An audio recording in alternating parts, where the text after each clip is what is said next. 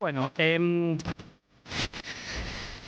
ayer estuve en el barrio de Boedo, en una básica de los dandis de Boedo, una histórica murga del barrio, en una charla con Delfina Velázquez, legisladora porteña, Artemio López y Amado Vudú, amigos de esta radio y figuras destacadas del campo popular, presentando un libro que compiló a la Escuela Justicialista Néstor Kirchner, y en particular Artemio López era el compilador, de un libro que se llamaba Historizar a Milei entre la picana y la motosierra, que fue escrito en las semanas después de que Milei ganó las PASO en el 2023, ¿no? En ese momento casi de shock de ver a esa figura de los márgenes de la política ocupar el centro de la escena, la Escuela Justicialista publica este libro que salió en PDF y se consigue, creo que si uno busca en internet rápidamente puede obtener el PDF y para quien lo busque después lo cuelgo ahí en Twitter. Un libro súper interesante que intentaba mirar a Milei en clave histórica, ¿no? Uh-huh. Entonces fuimos ahí a presentar el libro, una charla preciosa, llena de militancia, llena de gente. Ustedes saben, la figura de Amado Vudú es luminosa. Muy convocante, sí. Es luminosa y tiene un aura de alguien que tomó decisiones trascendentes para la felicidad del pueblo argentino en esa gloriosa década ganada, y que también pagó el precio de esas decisiones, ¿no? Uno piensa en Amado y piensa en la recuperación de los fondos jubilatorios y en esa época en la cual nosotros podíamos decir con orgullo que las amas de casa se podían jubilar, porque es un derecho la jubilación, y que podíamos aspirar a conquistar más y más derechos previsionales, por nombrar alguna de las cosas tan importantes que hizo Amado, y por lo que Amado se lo persiguió y tuvo cárcel y lo pagó en relación a su familia, a su vida, a los proyectos, y que también está como Cristina proscripto e inhabilitado para ocupar cargos públicos. Bueno, para contar que estábamos ahí en la charla preciosa con Amado y reflexionando sobre que había que hacer esfuerzos para tratar de entender a Milei, cómo combatirlo, ponerlo en un marco histórico servía, ¿no? Y entonces decíamos, bueno, lo ponemos en el marco histórico hay una línea de la tradición antipopular argentina, ¿no? Entonces uno mira la dictadura del 55, la dictadura del 76, los movimientos fascistas de la década del 60, uno mira el menemismo, uno mira Macri, y uno encuentra a Milei en una tradición histórica, la peor tradición histórica argentina, y uno dice, bueno, está bien, hay algunas novedades, ¿no? En términos de imagen, en términos de discurso, en términos de algunos sectores a los que convoca, pero uno lo ve más o menos encuadrado en un proceso histórico. Uno puede pensarlo en términos sociales y económicos, de qué sectores lo votaron o no lo votaron. También tratábamos de ponerlo en la secuencia histórica que arranca en 2003 con la llegada de Néstor Kirchner a la Argentina, y preguntándonos cómo continuar esa secuencia histórica iniciada en el 2003, y planteábamos que el kirchnerismo tiene las respuestas correctas a los problemas de la Argentina contemporánea, pero también, y de forma muy saliente, estaba en el libro, y por eso era importante reflexionarlo, y lo traigo de vuelta acá. Es un tema repetitivo en estas últimas columnas que aparecía con mucha claridad la persecución política del atentado contra Cristina como el antecedente directo de la victoria de Milei, ¿no?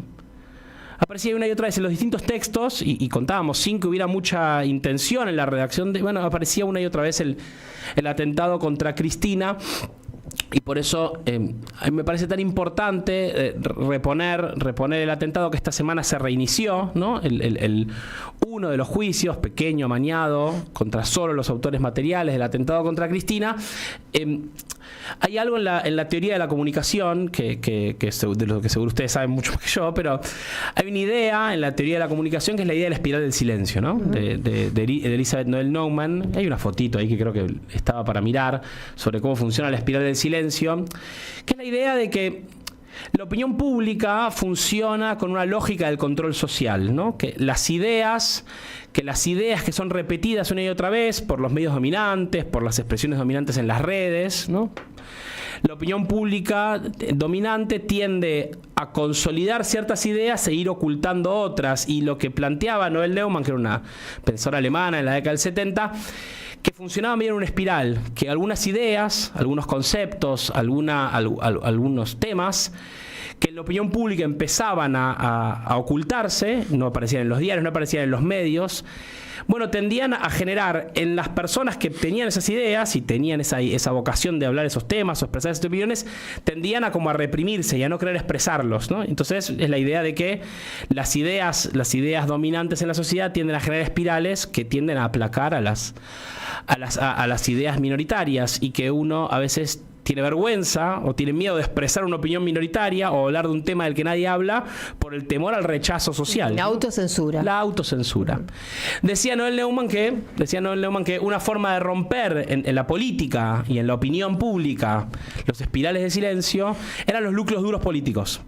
Los núcleos duros políticos que comparten un conjunto de ideas, un conjunto de valores, un conjunto de principios, tenían capacidad de incidir para romper esas espirales de silencio, ¿no? Y con el atentado a Cristina yo creo que estamos haciendo un esfuerzo de a muchos por tratar de romper el espiral de silencio alrededor del atentado contra Cristina y el encubrimiento del juicio. Esta semana se reiniciaron las audiencias en el juicio oral que juzga a los autores materiales, a Fernando Andrés Abad Montiel, a Brenda Uliarte, a Nicolás Carrizo, y donde están ausentes los autores materiales, los autores financieros, intelectuales, las conexiones políticas. Es importante decirlo, porque las pistas alrededor del atentado a Cristina señalaban hacia dos caminos muy claros.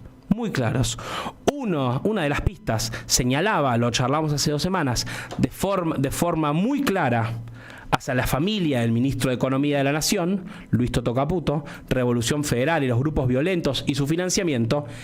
Y la otra pista señalaba con mucha claridad hacia quien fuera la candidata a presidenta de Juntos por el Cambio, hoy ministra de Seguridad de la Nación, Patricia Bullrich. Las pistas indicaban en ese camino, indicaban en ese sentido. Y por eso hubo una trama del encubrimiento para evitar que esas dos pistas se investiguen, para evitar reconstruir el camino, porque las pistas son como puntitos en un dibujo de esos como los chicos para completar, ¿viste? Las pistas son como mojones, y la tarea de la justicia es recorrer el camino y ver cuál es el siguiente punto y ver hacia dónde llega. La trama del encubrimiento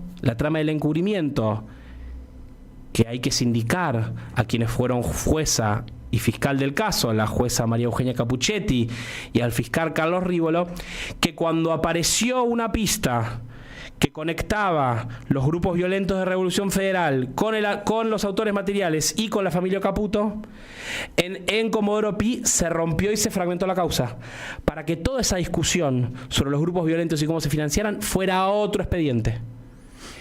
Y cuando apareció la conexión política directa con un diputado, mano derecha de Patricia Bullrich, Gerardo Milman, cuando empezó a aparecer esa pista que estaba dentro del expediente que investigaba el atentado, la jueza empezó a frenar la investigación, y apenas pudo elevó a juicio oral solamente a los autores materiales. Y esta fue la fragmentación de la causa.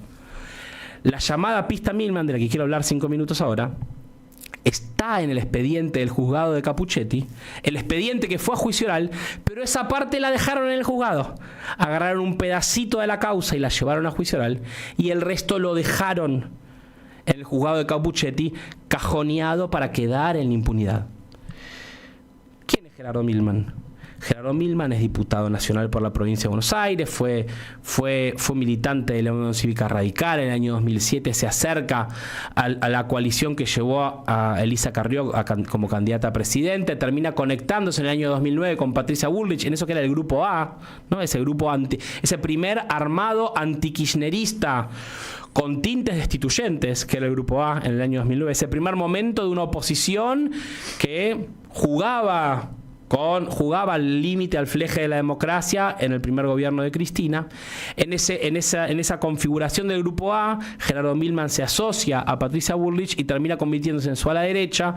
Cuando Patricia Bullrich entra al PRO, Gerardo Milman entra al PRO con Patricia Bullrich. Y cuando Patricia Bullrich asume como ministra de Seguridad de la Nación en el gobierno de Mauricio Macri, Gerardo Milman es su mano derecha. Y hay que recordar que también, para pensar en esta secuencia de antecedentes, Patricia Bullrich y Gerardo Milman estuvieron involucrados en quizás lo que uno puede pensar como uno de los antecedentes directos del intento de asesinato a Cristina, que fue la desaparición de Santiago Maldonado. de la cual ayer se cumplieron. El 1 de agosto, sí. 6 años son, no, 7 años de la desaparición y muerte de Santiago Maldonado, en la que estuvieron implicados directamente Patricia Bullrich y Gerardo Milman, para pensar qué había en esa práctica, ¿no? Gerardo Milman, que cuando era secretario de Seguridad Interior de la Nación, introdujo en la Argentina una regla para que los policías aprendan a disparar a cortas distancias, que se llama la regla Tweller, de la cual apareció un papel manuscrito en la casa de Brenda Uliarte, una de las autoras materiales del caso. Uh-huh. Pista que no se investigó. Gerardo Milman, que esto es conocido, pero yo hoy lo fui a buscar porque es 2 semanas antes del atentado, el 18 de agosto de 2022, Gerardo Milman presenta un proyecto de resolución en la Cámara de Diputados preguntando por la manera en la cual los servicios de inteligencia, la policía, las custodias están viendo qué pasa con los jueces, con los periodistas, con los políticos. Y en su fundamento, Gerardo Milman escribe, esto es famosísimo, pero no deja de ser tremendo. Dice en los fundamentos de su proyecto de resolución Gerardo Milman 2 semanas antes del atentado a Cristina: las fuerzas de seguridad y el ministro que las comanda deben estar atentos y no pueden hacerse los distraídos como en el caso Nisman, y actuar preventivamente en la preservación de la integridad física de fiscales, jueces, testigos, periodistas y hasta la vicepresidenta de la Nación. No vaya a ser que algún vanguardista iluminado pretenda favorecer el clima de violencia que se está armando con un falso ataque a la figura de Cristina, para victimizarla, sacarla de entre las cuerdas judiciales en las que se halla y no puede salir, y recrear un nuevo 17 de octubre que la reivindica ante sus seguidores. Me pregunto si esa violencia, escribe Gerardo Milman de puño y letra y presente en la Cámara de Diputados, se concretaría como la respuesta de las falanges kirchneristas ante la posible sentencia adversa de su líder enjuiciada. El 17 de octubre de 1945 es historia y no tiene paralelismos con la actualidad, salvo por el peronismo, y acá termina de forma infame, dice Gerardo Milman: sin Cristina hay peronismo, sin peronismo sigue habiendo Argentina. 18 de agosto de 2022. Días después, antes del atentado, sigue presentando frenéticamente proyectos de resolución, proyectos de informes. El día del atentado, 4 horas antes del atentado, Gerardo Milman escribe en su cuenta de Twitter: ¿por qué el Ministerio de Seguridad aumentó la custodia policial para la vicepresidente? Cristina Kirchner jamás estuvo en peligro en su pequeña República de Recoleta. La sobreactuación nos lleva a preguntar de qué manera se está llevando a cabo el resto de las custodias. Gerardo Milman después borró ese tuit. Gerardo Milman fue escuchado 2 días antes del atentado, esto sí creo es lo más importante y lo más saliente, enfrente al Congreso, en el bar Cabildo, por un asesor del diputado Marcos Clery. Fue escuchado diciendo, a las risas con sus secretarias, el 30 de agosto, 2 días antes del atentado: cuando la maten yo estoy camino a la costa. Al instante le preguntan por su chofer y dice: lo mando a Tucumán porque es una habladora al pedo. Gerardo Milman fue escuchado decir 2 días antes: cuando la maten estoy camino a la costa. Y se probó, como charlamos acá las semanas anteriores, que estaba ahí en ese lugar, que estaban con las secretarias, que las secretarias estuvieron ahí y que después él se fue a la costa. Cuando la jueza supo de esta noticia, en septiembre de 2022, se negó a allanar a Gerardo Milman. Cuando las secretarias fueron llamadas a declarar, las secretarias negaron la reunión. Y cuando se les mostró el video de que estaban en la reunión, aceptaron la reunión, pero negaron haber escuchado a Milman decir eso. Cuando la querella pidió: hay que secuestrar los celulares ya mismo de estas secretarias, la jueza se negó a secuestrar los celulares. Y no solo se negó a secuestrar los celulares, sino que le dio un mes largo antes de secuestrarlos. En el medio, las 2 secretarias fueron al Instituto de Estudios Estratégicos en Seguridad Pública, que es una fundación de Patricia Bullrich, en la Avenida de Mayo al 900, donde ellas 2 y Gerardo Milman, junto con un perito informático que hoy es director de Tecnología de Información y Comunicaciones del Ministerio de Seguridad de la Nación, hoy en el gobierno de Javier Milei, le borró los celulares. Esto declaró en abril de 2023, 5 meses después, una de las secretarias que decía que le estaban amenazando. Los celulares, al igual que el celular de Fernando Andrés Sabac Montiel, se perdieron. El celular de Milman y de sus secretarias fueron borrados porque la jueza Capuchetti se negó a obtener esos teléfonos en el plazo lógico para investigar una pista política que conectaba potencialmente a la candidata presidenta de la principal fuerza opositora de la Argentina, ex ministra de Seguridad de la Nación y actual ministra de Seguridad de la Nación, con el intento de asesinato a Cristina.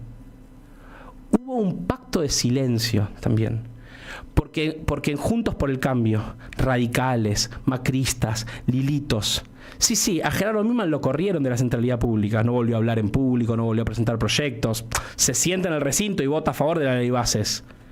Pero la fuerza política se negó a permitir, la fuerza política Juntos por el Cambio se negó a la expulsión de Milman del recinto, se negó a que el Congreso de la Nación investigara a Gerardo Milman. La fuerza política dijo: tenemos un hombre sindicado de ser partícipe posible como autor intelectual del intento de asesinato a Cristina, y lo encubrieron. No solo lo encubrió la justicia, sino que lo encubrió su propia fuerza política. Lo encubrieron los medios de comunicación también. Y cuando la secretaria va y declara, ahí rápidamente es cuando la jueza y el fiscal elevan a juicio oral la causa del intento de magnicidio a Cristina. Esos días Cristina escribió: no hay práctica más clara para buscar la impunidad de causas complejas que partirlas en pedacitos. Lo que queda no se investiga nunca más. Y Comodoro Pi fue un penoso historial en este sentido. Lo dije una y mil veces. Ni Capuchetti ni Rivolo quisieron investigar el intento de asesinato y ahora pretenden cerrar la investigación con una celeridad que nunca mostraron en ninguna causa. No se entiende por qué Rivolo pretende cerrar una causa en pleno trámite, en la que necesariamente la responsabilidad de los autores materiales está atada a la de cualquier persona que haya colaborado desde atrás. Desde el primer día hasta hoy, las autoridades judiciales han puesto una traba tras otra para impedir que salga a la luz la verdad de lo ocurrido el 1 de septiembre de 2022. Como he dicho, para Cristina no habrá justicia, ni como acusada ni como víctima. Me quieren presa o muerta. La pregunta que hay que seguir insistiendo para romper el espiral de silencio con el hecho más trascendente de atentado contra la democracia en 40 años, que es el antecedente directo a la situación de ajuste y represión que estamos viviendo en la Argentina, de zozobra y de violencia generalizada. La respuesta a la pregunta de quién mandó matar a Cristina puede ser que en esa respuesta a esa pregunta esté la solución a algunos de los problemas políticos que estamos viviendo, el laberinto de las fuerzas democráticas, el laberinto del peronismo en la Argentina, disciplinado por la persecución y por el endeudamiento. La respuesta a la pregunta ¿quién mandó a matar a Cristina? Puede tener la llave para abrir una etapa nueva para la Argentina. ¿Quién mandó matar a Cristina y para qué mandaron a matar a Cristina? Tienen que ser preguntas salientes. El 14 de agosto, en 2 semanas, va a declarar Cristina por primera vez en Comodoro Pi como víctima.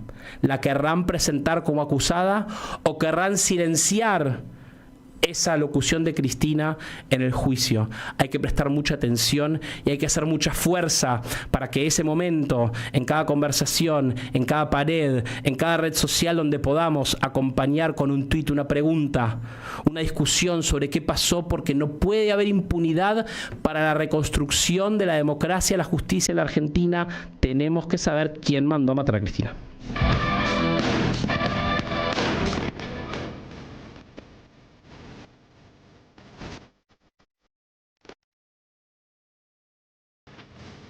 Deja tu mensaje en nuestra línea de oyentes de WhatsApp 11 3200 0530. Dale like y suscríbete a nuestro canal. Somos Radio AM 530. Construimos comunidad.